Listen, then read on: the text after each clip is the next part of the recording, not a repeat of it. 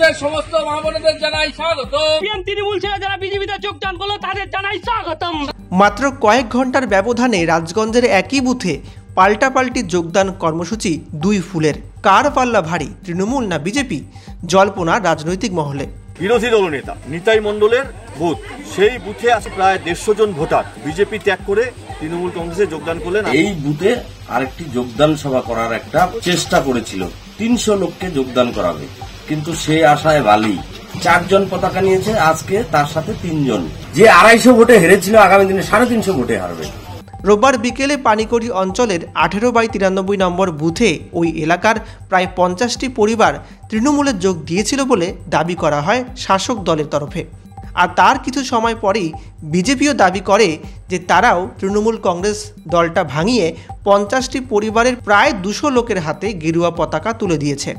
আর এই নিয়ে রাজগঞ্জের রাজনৈতিক মহলে পাল্টাপাল্টি জল্পনা তৈরি হয়। দুই শিবির একে অপরের যোগদান কর্মসূচিকে সাজানো এবং বিভ্রান্তকর বলে দাবি করেছেন। তৃণমূলের সভাপতি অরিন্দম বন্দ্যোপাধ্যায় বলেন, কদিন আগে স্থানীয় বিজেপি পঞ্চায়েত সদস্যা তৃণমূলে যোগদান করেছিলেন, আর এদিন বিকেলে রাজগঞ্জের বিধায়ক এলাকার প্রধান সহ স্থানীয় নেতাদের সম্মুখে সেখানকার 50টি পরিবার তৃণমূলে যোগ দেয়।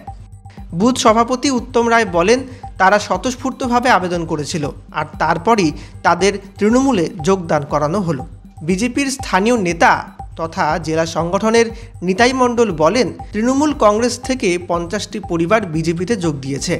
এদিনের তৃণমূলের যোগদান নাকি সাজানো ছিল বলে তার অভিযোগ। তৃণমূলের পক্ষ থেকেও পাল্টা কটাক্ষ আসে। উত্তম রায় বলেন, বিজেপির এক পঞ্চায়েত সদস্য কিছুদিন আগে বিধায়কের বাড়িতে যোগদান করেছিল। জেলা সংগঠনের একজন বিজেপি নেতা নিজের গড় সামলাতে পারছিলেন না, তাই সাজানো যোগদান দেখাতে হচ্ছে তাকে। 49টি পরিবার, সর্বসাকুল্যে যদি আমরা দেখি প্রায় 150 জন ভোটার, এনারা বিজেপি ত্যাগ করে তৃণমূল কংগ্রেসে যোগদান করলেন। আপনারা সেটাই দেখলেন যে আজকে মহিলাদের সংখ্যাই বেশি ছিল এবং সবথেকে বড় যুব সম্প্রদায়। এই 7 জন এই পর্যন্ত লোক হলো 7 জন তৃণমূলে যোগদান করেছে। তৃণমূলের ওই সভাতে লোক ছিল 76 জন। হঠাৎ বিজেপির এই প্রোগ্রামে আজকে 50-এর অধিক পরিবার যুক্ত হয়েছে। হঠাৎ মানুষ খবর পেয়ে আজকে প্রায় 200-250 লোক আজকে এই মিটিংয়ে উপস্থিত ছিল। বিগত দিনে আমাদের এই মগরাডাঙ্গি বুথেই তৃণমূল 350 পরিবার যোগদান করিয়েছিল। তার 1 মাস পরে ভোটের রেজাল্টে দেখছে 301টা ভোট পেয়েছে।